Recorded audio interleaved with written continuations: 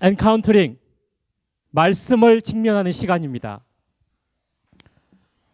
시편 42편 43편 하나님께 이르러는 예배자라는 제목으로 함께 말씀을 나누시겠습니다.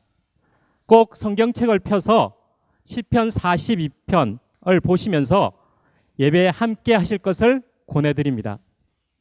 이 시편의 배경은 찬양 인도자인 고라 자손이 포로로 잡혀간 곳에서 함께 잡혀온 그 포로들이 있잖아요. 그 포로들과 함께 예배에서 부르기 위한 그런 찬양곡을 쓰면서 이 말씀이 탄생했다고 합니다. 또 다른 학설은 다윗이 반란으로 피난을 갔을 때 찬양 인도자였던 고라 자손이 왕인 다윗의 입장에서 피난 온 사람들과 함께 예배 때 부르기 위한 찬양곡으로 쓰여졌다는 그런 추정도 있습니다. 어떤 상황이 배경이었건 우리가 이 말씀을 하나님의 말씀으로 받는 데는 전혀 문제가 없습니다.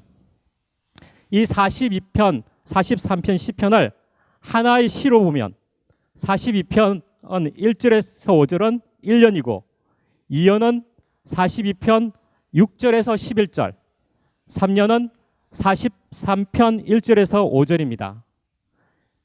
이 시인은 어떤 하나님을 체험하고 표현하는지 함께 보시겠습니다. 그리고 이로 말미암아 어떤 나로 변화되었는지, 더 정확하게 표현하면 어떤 나를 발견했는지 시인의 그 시의 세계로 저와 함께 빠져들어가겠습니다. 시의 1년에 해당하는 42편 1절에서 5절을 먼저 보겠습니다. 1절의 처음을 시인은 하나님이여 라고 부르짖고 있습니다. 부르짖음이라고 느끼는 것은 뒤에 나온 그 사슴이 시냇물을 찾기에 갈급한 가치에서 느낄 수 있습니다.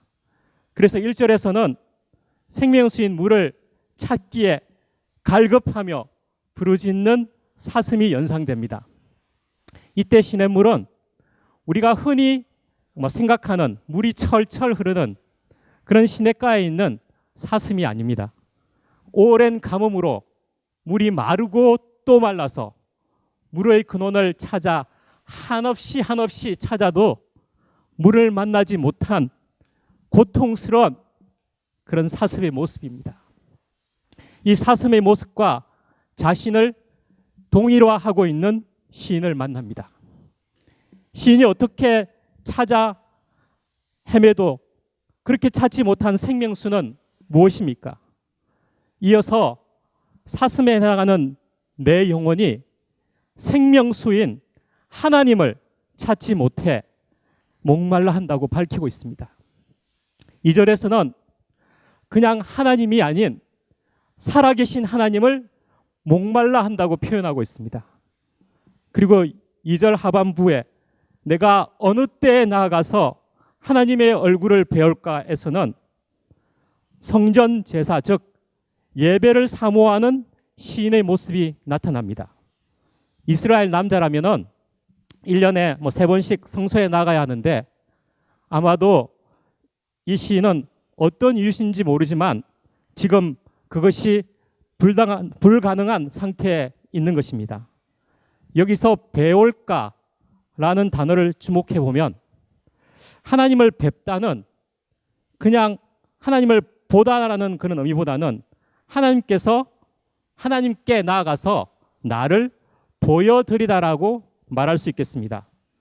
우리가 설날 때 세배를 드리잖아요. 세배를 드리러 어르신들을 뵙다라고 하는데 그때 그 뵙다는 문안의 의미, 어르신들도 보지만 나를 보여드린다는 그런 의미도 내포되어 있는 것 같습니다.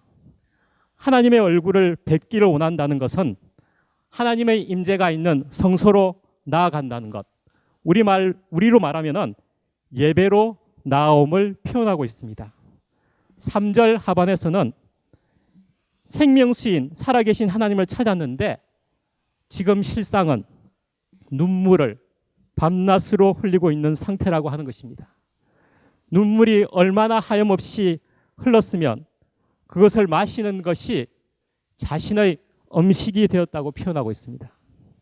그 이유가 3절 전반부에 나오는 내 하나님이 어디 있느냐 하는 사람들의 조롱거림 때문입니다. 너의 하나님은 없다. 즉 너를 도우실 하나님은 없다. 라는 그런 조롱을 담고 있습니다. 현재의 시련이 하나님의 부재로 이해되고 시인주의 사람들이 그 시인의 그 믿음의 뿌리를 내리치고 있는 것입니다. 시인은 어쩌면 상황을 해결해 주는 마술사 같은 그런 하나님을 기대함과 동시에 사람들의 비방 소리에 귀 기울이느라 도대체 상황은 그대로 두고 나타나시지 않은 하나님을 정말 내가 믿을 수 있을까 하는 의심과 하나님으로부터 내동쟁이 쳤다는 그런 불안한 상태에 놓여 있는 듯합니다. 4절에서는 3절의 현재의 고통에서 기억을 통해 행복하고 즐거웠던 과거의 시절로 돌아가 있습니다. 사람들의 조롱이 일으키는 그런 마음의 파문을 가라앉히기 위해 시인은 하나님으로 말미암아 가장 행복했던 순간을 마음속에 떠올리며 그의 삶의 중심을 되찾으려고 했던 것입니다. 시인에게는 인도자로서 함께 성도들과 하나님의 집을 향하여 함께 순례를 가는 그때가 가장 행복한 순간이었습니다. 여러분이 가장 기뻐하고 가장 행복해야 하는 것이 여러분의 삶의 중심입니다. 사람은 어려울수록 삶의 중심을 세우려고 하는데 예배가 기쁨이요 행복이면 어려울수록 예배를 세울 것이고 돈이 삶의 중심인 기쁨이요 행복이면 어려울수록 돈을 세우려고 할 것입니다. 지금 내 삶의 중심이 무엇인지 확연히 드러나는 것 같지 않습니까? 하나님의 집을 향한 순례의 길이 어떻게 시인에게는 최상의 기쁨이 될 수 있었을까요? 아마도 하나님의 집에서만 함께 누릴 수 있는 축제가 있었던 것 같습니다. 함께 그 축제로 가는 길 속에서 이미 기쁨이 시작되고 있는 것입니다. 축제를 향한 기다림은 축제보다 더한 기쁨인지 모르겠습니다. 그리워하고 사랑하는 사람을 만나기 전 기다림의 행복은 경험해 본 사람들은 다 아실 것입니다. 그러나 그 기쁨의 추억으로 삶의 중심을 찾으려고 하지만 그 즐거웠던 과거가 시인의 현재의 고통을 더 고통스럽게 하기에 시인은 마음이 상할 정도로 애통해하고 있습니다. 5절은 세 번의 같은 후렴 중 첫 후렴 부분입니다. 누가 누구에게 하는 말입니까? 우선적으로는 시인은 자신과 대화를 나누고 있습니다.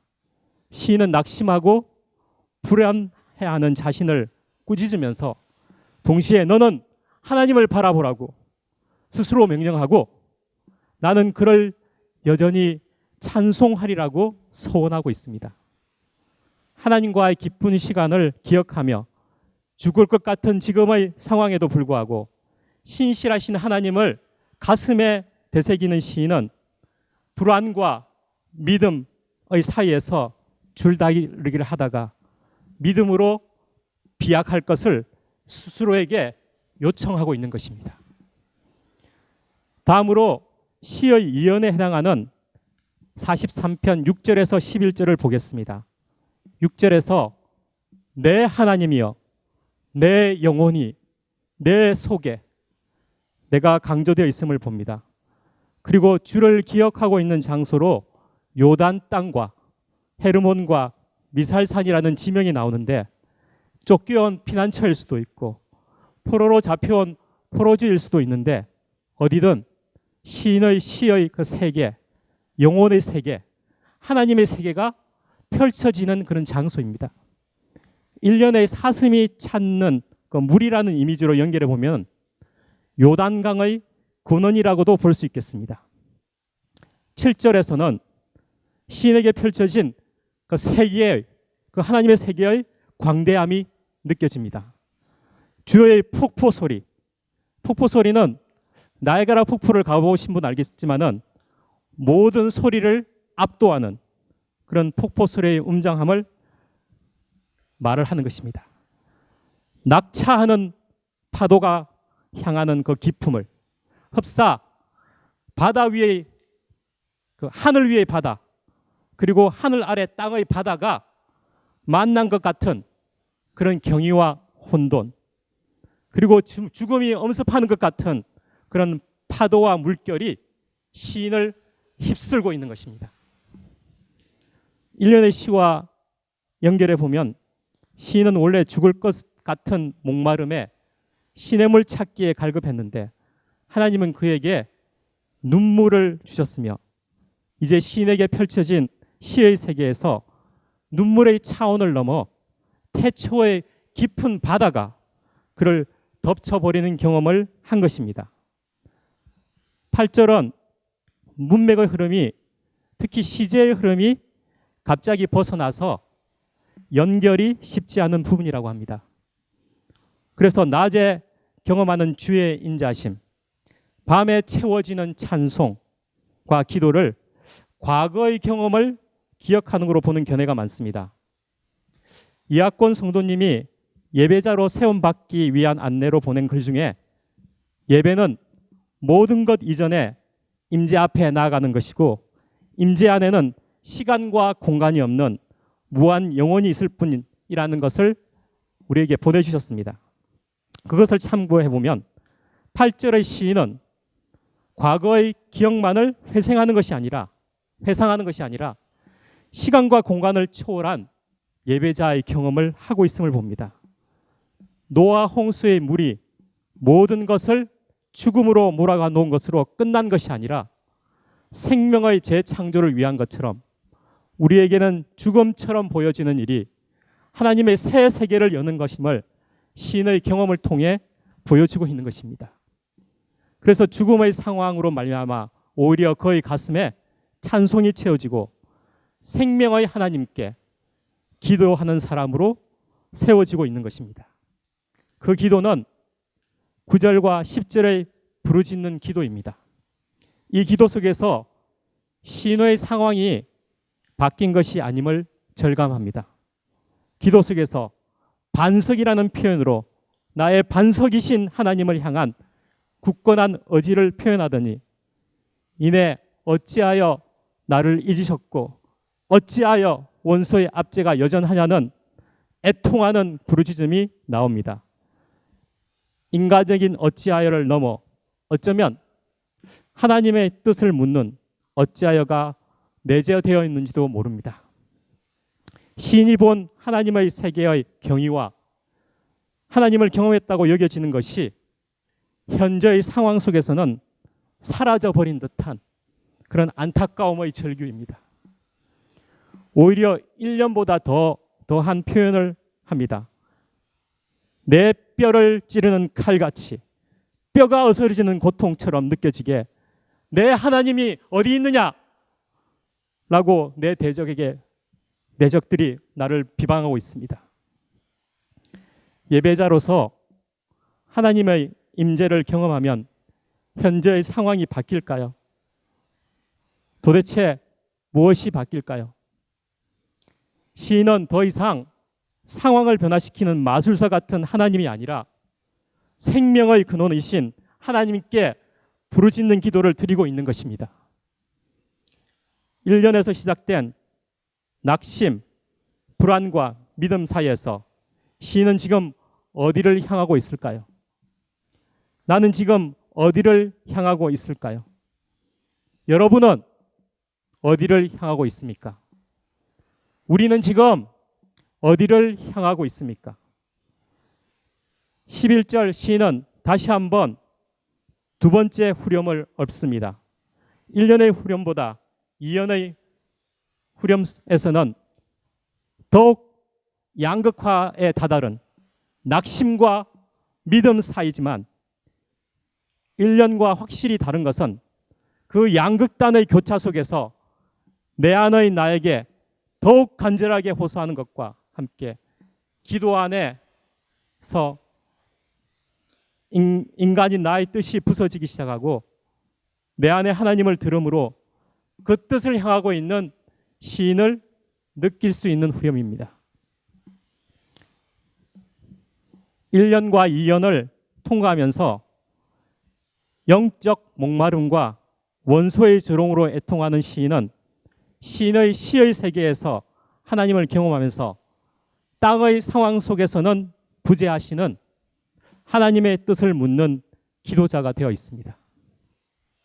이 시편을 쓴 고라 자손은 예배를 주관하는 찬양 인도자입니다. 자신이 낙심 속에서 자신과 똑같이 낙심 속에 있는 회중들과 함께하는 그런 예배를 준비하고 있습니다. 사용할 찬양을 위해 시를 쓰면서 보이지 않는 참 하나님을 경험하고 참 나를 발견하게 됩니다. 그리고 예배에서 회중들과 이 찬양을 함께 부르는 가운데 자신도 모르는 내 안의 나로 말미암아 상황에 억눌렀던 인도자도 그리고 모든 회중들도 하나님은 누구시고 나는 누구인가가 자각되는 순간을 경험하게 되었습니다. 시인의 시의 세계에서 경험했던 하나님의 임재가 함께하는 찬양 속에 오버랩되는 순간 현실 세계의 예배 안에서 하나님의 임재를 경험하고 있는 것입니다. 이렇게 1년과 2년을 지나면서 3년인 43편에서는 이제 인도자로서 담대하게 주님 앞에 나아갑니다. 경건하지 않은 나라, 경건하지 않은 나라. 특히 이 시인의 원수는 이제 개인의 차원을 넘어서 공동체 차원에 이르게 되었다는 것입니다. 영적 목마름과 원수의 조롱이 나에게만 있는 것이 아님을 보기 시작한 것입니다. 43편의 나는 이스라엘 전체 아니면 적어도 시인이 속한 공동체 전체를 아는 나입니다. 그래서 공동체 전체를 위해 담대히 구합니다. 먼저 1절 2절에서는 원수의 비방이 고발까지 이어져 법정에까지 가 있어 꼼짝할 수 없는 지경에 이르렀습니다. 더 힘든 상황 속에 부재로 임재하시는 하나님의 뜻을 품고 기도로 시인은 부르짖고 있습니다. 그 다음 3, 4절은 여러 주석을 보았지만 1년의 과거의 회상 속 성소가 있는 예루살렘과 연결 짓는 그런 공간의 한계를 벗어나지 못하고 장소적 의미만을 부여하고 있기에 이 부분에서 저는 무언가 뚫리지 못하고 막힌 느낌이었습니다. 꽤 오랜 실험을 한 것 같습니다. 시인이 말하고자 하는 바는 무엇인지, 상황은 여전히 억압된 상태인 시인인데 그 시인이 기도하니까 천사가 되었던 그 무엇이 매개가 되었던 하나님의 인도로 성소에 이르는 환상을 보았다? 혹은 미래에 하나님이 계시는 예루살렘의 성소에 이르게 됨을 미리 당겨보았다? 그래서 하나님을 기뻐하며 찬양할 수 있었다? 제게는 부자연스러움이 사라지지 않습니다. 시가 시계가 되게 하는 것은 독자의 몫입니다. 말씀이 되게 하는 것은 말씀을 받은 사람들의 몫입니다. 씨름 중에 먼저 말씀에서 주의 빛과 진리가 무엇을 의미하는지 찾아보았습니다. 당연 우리의 인생을 인도하는 주의 빛과 진리는 말씀입니다. 빛된 말씀이고 진리의 말씀입니다. 하나님은 말씀을 주시고 그곳으로 우리를 인도하시는 분이십니다. 그 말씀을 가지고 어디로 인도하시는 분이십니까? 주의 거룩한 산과 주께서 계시는 곳에 이르게 하소서. 장소의 의미에서 벗어나기 위해 비슷한 내용을 가진 다른 시편에서 찾아보았습니다. 시편 23편 3절에서 6절 여호와의 산에 오를 자가 누구며 그의 거룩한 곳에 설 자가 누구인가? 곧 손이 깨끗하며 마음이 청결하며 뜻을 허탄한 데에 두지 아니하며 거짓 맹세하지 아니하는 자로다. 그는 여호와께 복을 받고 구원의 하나님께 의를 얻으리니 이는 여호와를 찾는 족속이요 야곱의 하나님의 얼굴을 구하는 자로다. 시편 15편 1절에서 5절 여호와여 주의 장막에 머무를 자 누구오며 주의 성산에 사는 자 누구오리이까? 정직하게 행하며 공의를 실천하며 그의 마음에 진실을 말하며 그의 혀로 남을 허물하지 아니하고 그의 이웃에게 악을 행하지 아니하며 그의 이웃을 비방하지 아니하며 그의 눈은 망령된 자를 멸시하며 여호와를 두려워하는 자를 존대하며 그의 마음에 서운한 것은 해로울지라도 변하지 아니하며 이자를 받으려고 돈을 꾸어주지 아니하며 뇌물을 받고 무죄한 자를 해하지 아니하는 자니 이런 일을 행하는 자는 영원히 흔들리지 아니하리로다. 시편들의 말씀을 통해 본다면 주의 빛과 주의 진리를 보내시어 나를 인도하시고 주의 거룩한 산과 주께서 계시는 곳에 이르게 하소서라는 기도는 말씀을 통해 하나님의 인격을 닮아 이러한 삶을 살게 하소서라는 기도인 것입니다. 그리고 신의 성품 하나님의 인격에까지 자란 내가 하나님의 제단에 나아가 제물이 따로 준비되는 것이 아닙니다. 따로 준비된 것이 아니라 내가 이렇게 자랐어요 하며 보여드리며 내가 산 제물로 드려지는 그런 기쁨을 누리는 것입니다. 이 모든 것을 허락하신 나의 큰 기쁨인 나의 하나님을 지금까지의 모든 소리를 잠재우는 수금으로 찬양하게 되는 것입니다. 시편은 여기서 이 시인은 이 시편을 마무리합니다. 이것이 예배입니다. 또한 예수님과 십자가가 오버랩되는 순간입니다. 따라오는 세 번째 3년의 후렴은 1년과 2년의 후렴과는 전혀 다른 후렴임이 느껴지십니까? 내 영혼아, 내가 어찌하여 낙심하며 어찌하여 내 속에서 불안해하는가? 너는 하나님께 소망을 두라. 그가 나타나 도우심으로 말미암아 내가 여전히 찬송하리로다. 이 시를 쓴 고라 자손이라는 시인은 찬양 인도자로서 예배를 위해 이 시편을 썼습니다. 포로가 된 곳이나 피난처, 즉 상황이 너무나 힘든 때 이 시편을 쓰면서 그는 이미 예배의 자리에 있었을 것입니다. 저도 이 말씀을 준비하는 과정에서 이미 오늘의 이 예배의 자리에 있었습니다. 그 과정에서 평면적으로만 느꼈던 그 하나님, 내가 부르짖으면 즉각적으로 나타나서 구원해 주시는 마술사 같은 능력을 가진 하나님은 나의 오해에 불과했음을 알게 됩니다. 생명의 근원이신 하나님은 이 땅의 상황을 통해서 주신 생명인 나를 말씀으로 인도하시어 나의 인격이 하나님으로까지 자라기를 원하시는 분이심을 경험하게 되고 그에까지 자란 기쁨을 찬양하고 있는 자신의 모습을 미래이지만 이 시편을 쓰면서 그리고 이 시편이 찬양되고 있는 예배 가운데서 이미 보고 있는 것입니다. 예배가 이 기쁨으로 누리는 축제가 되고 우리의 일상이 이 예배를 기다리는 기쁨으로 충만하다면 예배가 우리 삶의 중심으로 세워진 것입니다. 이 예배를 진정으로 원하십니까? 놔둘 수 있는 분은 함께 나누어 보시겠습니다. 기도하시겠습니다.